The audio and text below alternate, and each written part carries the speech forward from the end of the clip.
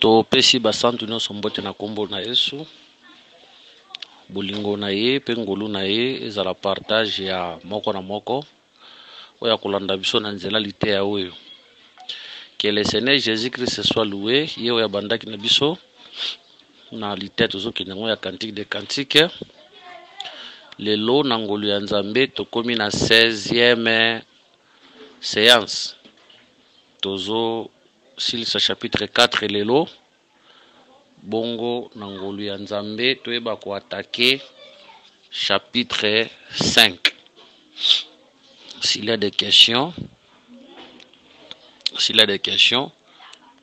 totiaka ba numéro, topesaka ba numéro à téléphone, comme ça beaucoup tout na partir ba numéro wana plus 243 99 88 77 333 plus 243 84 22 64 114.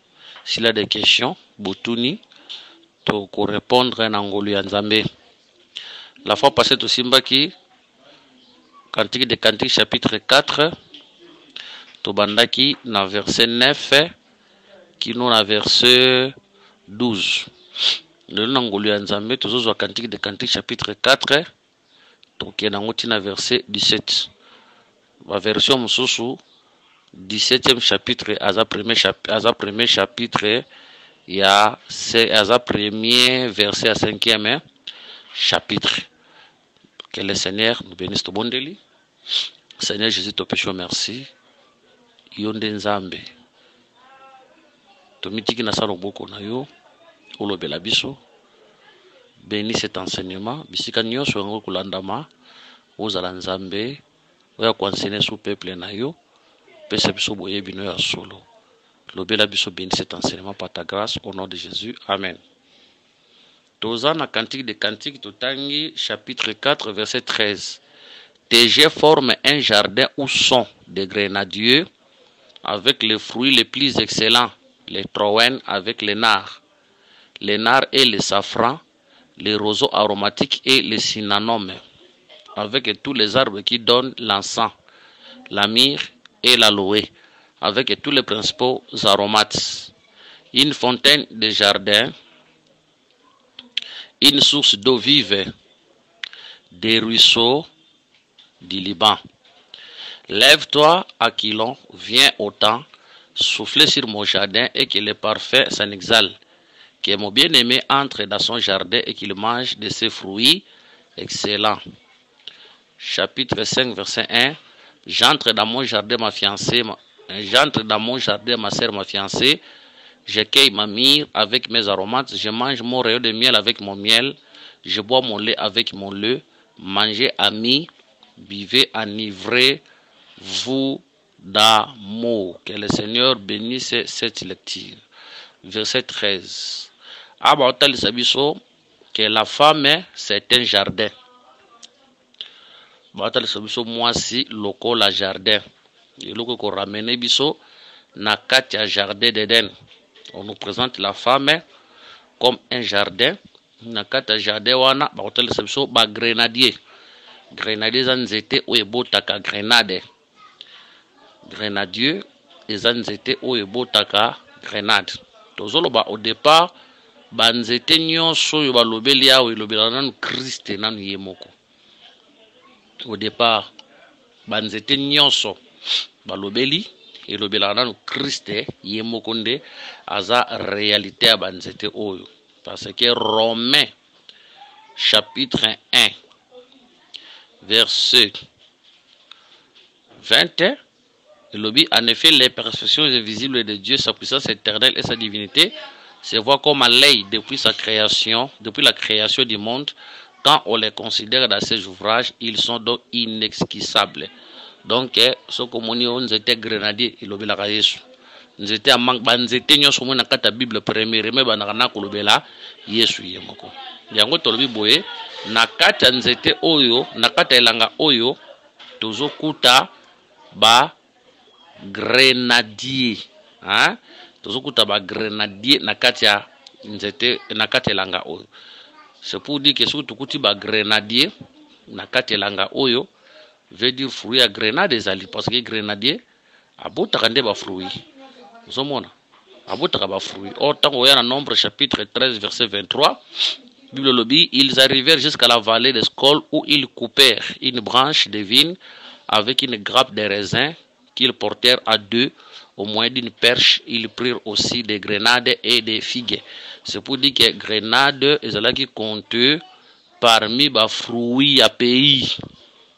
Tant que mataki, bazui grenade bayenango. C'est pour dire que tant que kendaki na pays bakendaki bakutaki pe ba grenadier. Or pays wana les 12 oyo ba symbolise les 12 ministères, les 12 apôtres, soit les ministères. Oyo tant bazo kende na pays yango za côté des peuples bazo kende. Côté peuple bako kende. Sika bako kota. Mais va bakota les 12 bazo kende, bazui information à pays ba eli peuple. Les 12 wana ce sont les ministres comme matana pays tant bakendaka na conseil ya Nzambe. Tant bazoya bazo le so ba fruit oya lola liteat yango nde bazoya la biso. Mais vous remarquez, bazoya pe na grenade. C'est pour dire que na kata pays wana ba grenadier pe zalaki. Yango tolobi ke Yesu azalaka pays, Yesu azalaka grenadier. Pour yenda botaka mbuma ou ba bengi grenade. Hein? Donc grenade lokola mbuma comestible o baliaka et talisa biso ke c'est la nourriture. Vous voyez? C'est la nourriture. C'est que tango bango bakei bazui grenade. Bango baye na grenade. Bango ndesko moto bazo présenter grenade pas peuple. C'est pour dire que bango tango baye na grenade, bango bakomi ba grenadier. Na lobi boye, bango bakei na pays. Bazui grenade. C'est pour dire que bakutaki ba grenade, ba nzete bota grenade zalaki kuna babuki grenade. To lobi ke Yesu ye moko za pays, Yesu ye moko za nzete ya grenade o apesa kambumo za litea. Maintenant tango bango baye na yango, bango ndesko bazo pesa. Pa peuple bangonde abakomi sikolokola ba grenadier poto ba ke motei ezalaka nde Yesu siko batei bakendaka pa Yesu motei ya solo bazwi lite ya tango batei bakoya batei bakomi batei mais en vérité motei ezalaka nde Yesu ba matei bakepa na ye bazwi lite ya Yesu apesi bango lite ya tango bango batei bakoya bakomi batei bakomi koteya on tobi ke les grenadiers représente les ministres de l'évangile. Grenado bazo pesa ezalitea. C'est la prédication. Prédication céleste. Que le Seigneur Jésus-Christ soit bénisse. Prédication céleste. La prédication ya mabelete. Litea ya likolo. Yote ya makambo likolo. La bonne nouvelle du royaume. L'évangile éternel. L'évangile pur. Sans mélange. C'est un aspect. Dans un autre aspect, vous remarquez, na elamba ya nganganzambe, monene, Exode chapitre 28. Tomisi nanu ba grenadier comme les ministres, tomisi ba grenadier comme les ministres, grenade aspect liboso, tomisi yango comme la parole. Wana eza aspect liboso, mais ce qui te varie connaissance, Exode 28, comme verset 33, tu mettras autour de la bordure à bas de grenades de couleur bleue, pourpre et cramoisi entremêlées, des clochettes d'or, une clochette d'or et une grenade, une clochette d'or et une grenade sur tous les tours de la bordure de la robe. C'est pour dire que na se lamba ya souverain sacrificateur et bande kozala na ba clochette na ba grenade. Maintenant tonganga nzamba zo kota na sike santu so ka kota na sike santu tango zo sala sacrifice na sike santu peuple waza libanda. C'est que tango zo tambola mouvement wana grenade zo tuta na clochette et zo pesa makele le koto peuple na libanda bazo comprendre que te souverain sacrificateur azali a sala musala. Et le le souverain sacrificateur vivant, il est en train de travailler. C'était les grenades et la clochette. Il y a le véritable souverain sacrificateur pour Aaron avant qu'on ait lié très saint.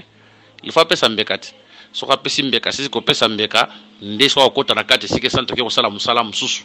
Donc à côté ke ko sala, on te dit que le Seigneur comme le souverain sacrificateur a pesa ki mbeka nzoto ne kulusu azui makilane akoti nango sikoyo na esike santo tant so ke likolo na kokenda ke likolo nde kuna sikoyo azo sala musala siko biso poto ba que Jésus-Christ est vivant et là nzela biloko mibale nzela clochette nzela grenade.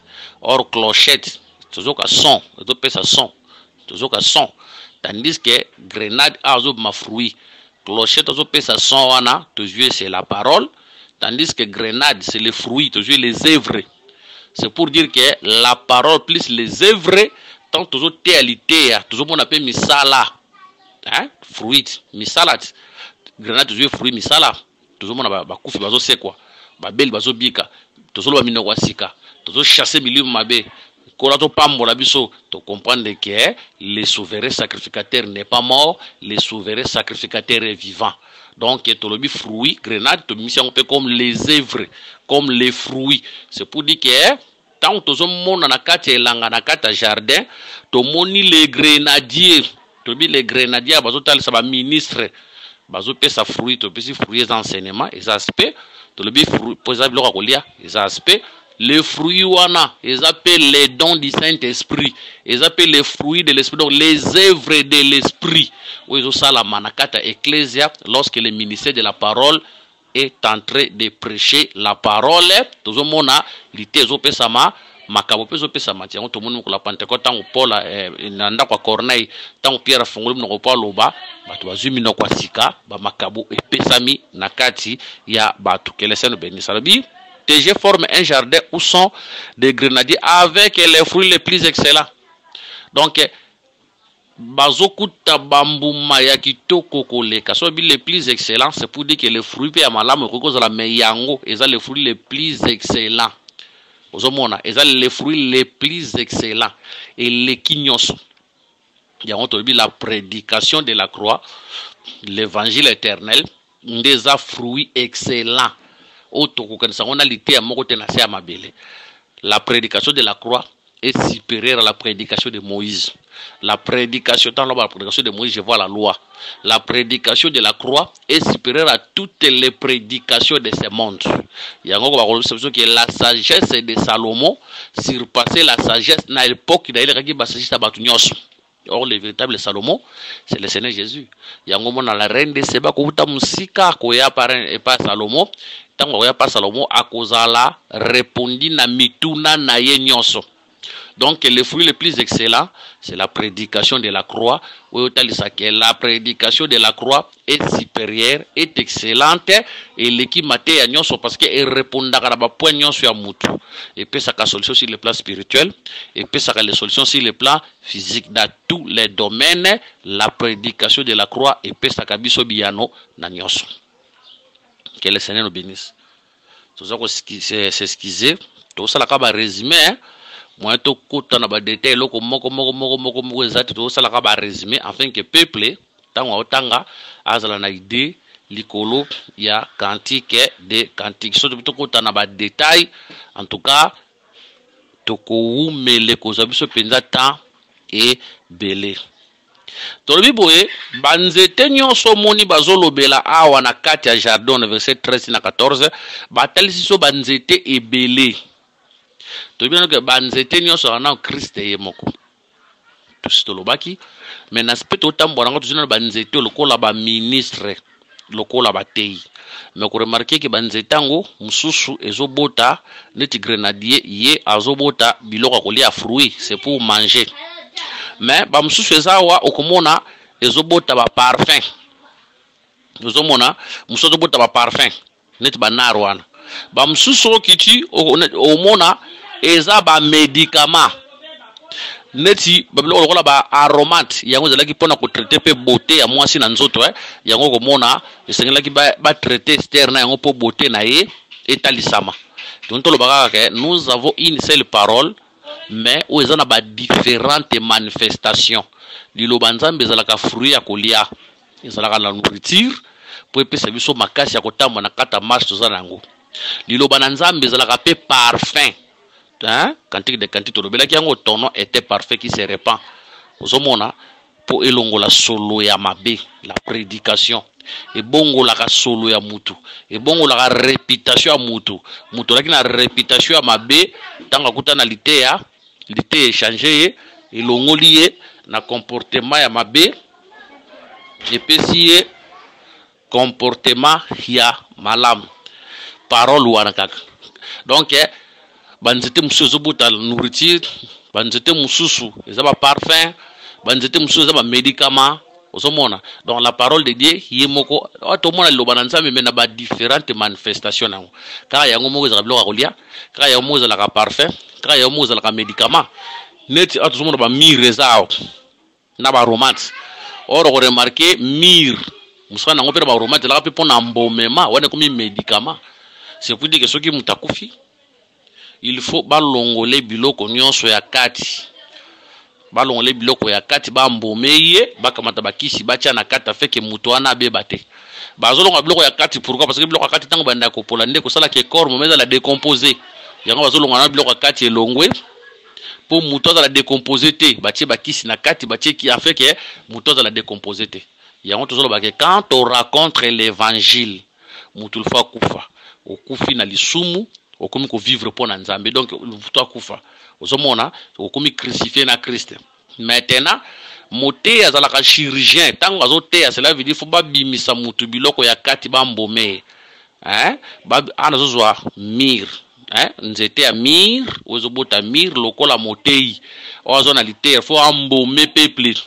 Donc tango liter zoteya ma nde tozomona bazolongola mutu biloko ya kati. Donc mutakufi na kata bonzambe faut ba mbomeye balongole biloko wakati okozala kindumba muyibi kotonga songi egoisme kofinga kindoki occultisme elongwe na kati ya mutu lilobe koti na kati ya mutu po ko bebe bandaka bazolongola biloko wakati po ko bebe bandaka na kati. Tozomona yango soki kati eza mabe libanda pe kozala mabe, mais soki kati ebongi libanda pe kozala malamu. Quand la parole vient, c'est pour toucher premièrement l'âme, c'est pour transformer premièrement l'intérieur de l'homme. Quand l'intérieur de l'homme est transformé, quand l'intérieur de l'homme est sauvé, l'extérieur de l'homme aussi sera sauvé. Tozomona quand la mire vient et koti na kati ebongoli bomoto ya elongwe biloko ya kala nyonso elongwe nde sikoyo mutu na libanda aebi na ko retrouver oyo ezali sens ya malam. Que le Seigneur nous bénisse. Donc banzete wana nyonso o bazolobela wana zo parler sur le ministère de la parole. Si le ministère de la parole ba différentes sortes biloko zo bota wana ezaka litea na ba aspect ebele. Pour tout ce monde banzete zo bota parfait. Parfait, j'ai expliqué comme la connaissance par rapport à Cantique des Cantiques chapitre 1. Ton nom était parfait, c'est un aspect. Parfait, et le rappel si la prière, cela pour le chapitre 8, et le rappel si la prière. C'est pour dire que quand un ministre prêche, Nanzela Litea, et puis ça peut le makasi à Kosambela. Que le Seigneur nous bénisse. N'aspect moussoupe tokolo baboye, que aso msupe tokolo baboye to moni banzete ebele mais banzete nyonso ezobota eloko moko te. Nzete oyo azobimisa parfum boye, nzete oyo azobimisa boye, nzete oyo azobimisa boye. Zotalisa la diversité na kata ba ministre banzete zonko ba ministre, la diversité na kata batei nyonso tokote ya kandenge moko te. Batei nyonso tokote ya kandenge moko te. Voilà, il ne faut pas comparer les prédicateurs. Peut-être o azana e prédicateur abotaka grenadier, peut-être ozane prédicateur abotaka cinnamon. Peut-être ozane prédicateur abotaka asa, peut-être ozane prédicateur abotaka myrto abotaka aloe. Alors il ne faut pas comparer les prédicateurs. Chacun, nous tous, nous allons prêcher l'évangile éternel, la prédication de la croix, la prédication du salut. Mais attention, okomona ke tim toto te mona ke o penza bazoter bango solitaire mais bazana moi bokesena style yazo kende boye. Voilà pourquoi il ne faut pas comparer les prédicateurs. O moni mote na biso aleki mote na te mote aleki muninga zate mais mutana particularité na mote azana ate akazana particularité telle okuna sapi na particularité telle. O yazana eloko azana ngo mote yo azana ngo te. O pasana eloko muso azana ngo mote yo na pasana ngo te. C'est ce qui fait la beauté de l'évangile. Donc la beauté de l'église est dépendre pe na mateya ndenge zoteya manakata diversité nakata ecclesia. Que le Seigneur Jésus-Christ nous bénisse. Tant au kitasuna aspect mususu pona koloba peke awa pe tozu banzete wana pe nyonso pe lokola peuple ya Nzambe, parce que si la femme est le jardin, banzete ba expliquer comme le ministère tondimi amen, mais dans un autre aspect tozo pe banzete wana pe lokola peuple, hein, atu kiti bina na aspect suka tozo pe banzete pe lokola peuple oyo mususu aza grenadier, mususu azali nzete aloe vera, mususu aza cinnamome, mususu aza roseau aromatique. Nde tel sabiso na 1 Corinthiens chapitre je crois 12 totangi 1 Corinthiens chapitre 12 verset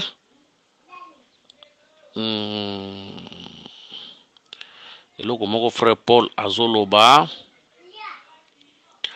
frère Paul alobi 1 Corinthiens 12, 20.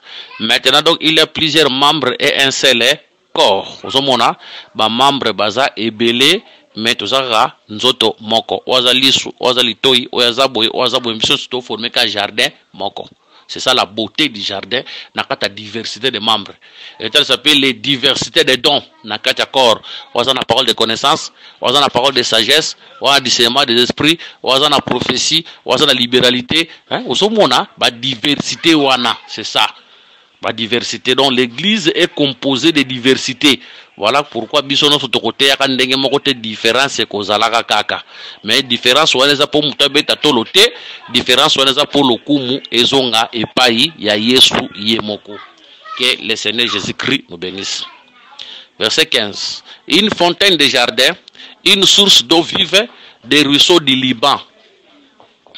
C'est pour dire que moi si la mythe yemoko za fontaine, yemoko pas source d'eau vive, yemoko wana yemoko plutôt mon appelle ruisseau na kata jardin. Donc to lobaka ka boye. En vérité muto la fontaine pas la source d'eau vive za le Seigneur yemoko. Mais awa tozo mona vie ya mobile les a communiquer na kata mwasi. Pour muto za fontaine, appelle ça mai, libula mai, source de la Yesu. Mais maintenant tant que basangani na mwasi bazo comme eloko moko, hein, les deux deviendront une seule chair. Que le Seigneur nous bénisse. Bilobi que l'homme quittera son père et sa mère, s'attachera à sa femme, et les deux deviendront une seule chair. Mouto sengela ki ati kandaku. Vous voyez? Mouto sengela ki ati kandaku ya baboti. C'était qui? C'était le Seigneur. C'était le Seigneur. Pour que le Seigneur tanga botama papa ya Yesu ezalaka Moïse.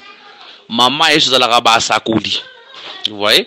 Papa Yesu ezalaka Moïse, maman Yesu ezalaka nde basakoli. Donc le Seigneur a mis na sacerdoce lévitique, a quitté sacerdoce lévitique pour aya ko bala na biso.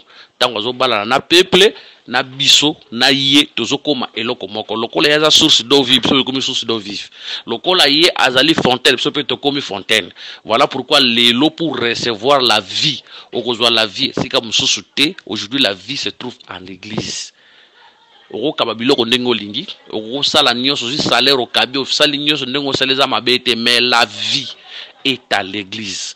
En dehors de l'église, aujourd'hui, il n'y a point de vie. Toute religion, basala bakaba, batonga ba immeuble, batra ba école, ba œuvre, bazo saleza mabete, za malamba, otangisa bato za mabete, mais la vie est dans la carte église. Parce que Christ nous a communiqué sa vie. To komi o vivi loko la yé, to komi fontaine et locaux là, et donc il est en train de donner la vie aujourd'hui à l'église. Que le Seigneur Jésus-Christ nous bénisse. Bakotali sape sukolo bake bakuti ba ruisseau. Bakuti ba ruisseau, donc des ruisseaux de Liban. C'est pour dire que na katia jardin bazokuta ba ruisseau, hein? Na katia jardin bazokuta ba ruisseau. Tant tokozonga nedene, on remarque que nedene zalaki na source moko. Mais source wana mai moko, mais mai maneko kabwana na 4 bras. Ce qui n'a koya awa par rapport à jardin, ne le belimsus na le 4 bras wana za les 4 ruisseaux. Oui, zalaki ko sala pour arroser le jardin afin que jardin et ba na ukate, afin que jardin bota bien. On a que l'église du Seigneur et ko bikela ka boka okité sur le plan spirituel et sur le plan matériel parce que Les ruisseaux sont là pour alimenter les jardins. Il y a longtemps, dans le jardin, dans source, dans les 4 bras. Source, le Seigneur, les 4 bras, ça s'appelle les 4 êtres vivants pour veiller sur l'église. Les 4 bras, ça s'appelle les 4 parlers, révélation, connaissance, prophétie, doctrine, pour arroser l'église. Que le Seigneur nous bénisse. Naïbi concernant 4 langages, Johanna, bande comme ça, le don spirituel. Bon, so bande quoi le bique est don spirituel. Soit le bique parler par professeur don spirituel tondimi. Bon le bique parler par connaissance don spirituel tondimi. Parler par la façon don spirituel tondimi. Bon ce que soit lui parler par doctrine. Naïbite, on a ce qu'on y est aussi mbaté. Donc les 4 parler, un quartier 14 6 ils ont les 4 langages. Hein? Un seul évangile où ils ont expliqué dans 4 aspects: la révélation, la doctrine, la prophétie, la connaissance. C'est pour dire que dans les jardins, tu vas trouver les ruisseaux. Les ruisseaux, on a expliqué, on a premièrement comme les 4 parlers, ils ont pour arroser les jardins, afin que Boka ou que Kotate na 4 jardins. Et on te dit que Boka ou que Kotate na 4 jardins pour arroser les peuples. Que le Seigneur nous bénisse. Mais tant que tu voles, tu na baspe mususu, tu le dis que les ruisseaux et le belape batei. Comme ça, que les ruisseaux, ils ont maï me ya mukie. Y'a autre le bagana nous que maï ya munene ils ont nzambe comme le père, mais maï ya mukie ruisseau ils ont Dieu comme le fils. Dieu comme le père, ils ont maï ya munene. Mais tandis que Dieu comme tant wala tanzo ta comme fils, wana akomi nzambe, akomi maï ya mukie. J'insiste pour dire, dans la Bible, le Dieu le Père existe, mais le Dieu le Fils n'existe pas. Écriture, le Dieu le Fils, ils ont raté. Écriture, le Dieu le Saint-Esprit, ils ont raté. Dieu le Père, le Fils et le Saint-Esprit. Ils ont tina, mais ce n'est pas notre sujet autour de la natongwalelo. Tout le bel ruisseau, ruisseau, des ruisseaux du Liban. Des ruisseaux du Liban, ok. Mais toki indépendant na ba détail nango penza ebelete na zui version mususu totala eloko balobi Darby alobi boye. Darby aibisi na nazana livre Darby Cantique des Cantiques chapitre 4 verset 15 alobi: une fontaine dans le jardin, un puits d'eau vive qui coule du Liban. Wana Darby mutalobi bongo ok, toujours la Bible annotée à lobi boye, annoté à lobi des ruisseaux du Liban. Il n'est pas confirmé, ruisseaux du Liban. Toujours version il y a Martin il y a lobi Martin lobi et ruisseau coulant du Liban. Donc comprendre que les ruisseaux sont dans le Liban pour venir alimenter. Tu expliques qui a ce qui Liban a oiseau ma source côté au temps oiseau ya ça se diviser se diviser pour accompagner na ruisseau afin que ay bana ko arroser ndena jardin tout le monde na fleuve mo bande ko bima mais fleuve wana za ko se diviser en 4 entre misiango lokola. Les 4 parlaient, tout aussi expliqué, mais dans un autre langage, les ruisseaux, ils ont tel sapé bataille. Ce qui est sur le ruisseau, papa de la maya mounene, il est sur le ruisseau maya moukie, dans sens s'il vous plaît, nazoloba les fils, azaka ruisseau maya moukie, mais papa de la maya mounene, parce que le père est plus grand que le fils. Que le Seigneur nous bénisse pour fils abimi na kati papa. Que le Seigneur nous bénisse, c'est pour dire que les ruisseaux, ils ont la capé bataille. Au bazar on a fait arroser les jardins parce que musala angozani c'est pour arroser. Ndenge mayone zoya wanzande pour arroser jardin. Pour la koloba que j'ai planté, l'autre a arrosé. Tout le monde arrose. C'est un prédicateur. Que le Seigneur nous bénisse, c'est un prédicateur. Dans notre vie, bah ruisseau ça fait bataille. Au bazar on a fait d'arroser les jardins. Po bokauki eba na kokota na kati ya peuple te koloye soit pambola biso. To continuer Cantique des Cantiques chapitre 4 to komi na verset 15. Lève-toi Aquilon, viens au temps, souffle sur mon jardin et que le parfait s'en exale et que mon bien-aimé entre dans son jardin et qu'il mange de ses fruits excellents. Awa moi si naza ko inviter mobali mais pour inviter mobali il faut nanu mu pepe sala musala. Or quand on voit les vents baotalisa biso awa à kilo na autant. À kilo ça va du nord, autant ça va du sud. Hein? Ok, tout ça na devant awa oyo esengeli esala musala. Mais en vérité vent ezalaka moko hein. Quand on voit le vent, on voit le Saint-Esprit. Il y a Zagala Likolo, Aya Kiti, Nakati Nabiso Nase. Donc, le Saint-Esprit, il y a un pepe à solo, où Sengeli a foule Nakata jardin. Si le Saint-Esprit travaille dans le jardin, ne solo ya parfait kobima. Ce qui solo ya parfait, commandé mon bal à comprendre que maturité talisami. Ne ce que mon bal à koya. Pour côté nakata jardin mais pour mbala côté nakata jardin faut yoka nous solo mais pour solo etalisama il faut que le vent est soufflé or le vent c'est le Saint-Esprit. Voilà pourquoi les prédicateurs doivent prêcher avec le Saint-Esprit. Nous devons laisser la place au Saint-Esprit de travailler à l'église aujourd'hui. Si le Saint-Esprit travaille à l'église aujourd'hui, le peuple va atteindre la maturité. Quand le peuple atteint la maturité, c'est alors le Seigneur va revenir pour prendre son peuple afin que tout kende nae. Voilà pourquoi moté même pour na côté il faut que bonde la kotuna nzambe na te ya nini. Ezaka ateke on oté ba on si les 7 sauts. 7 sauts za mabete. Côté l'hippopotame za mabete, côté à crocodile za mabete, côté à l'évêque za mabete, za maté mais nous devons prier de chercher la volonté de Dieu avant de prêcher. Hein? Nous devons laisser la place au Saint-Esprit de diriger l'église. Le patron de l'église c'est le Saint-Esprit. Mouli Moussanto Akamba. Mouli Moussanto a direction. Akamba Ecclesia, nde tokomona maturité kotali sama. Tango maturité kotali sama, nde verset 5 kokokisama.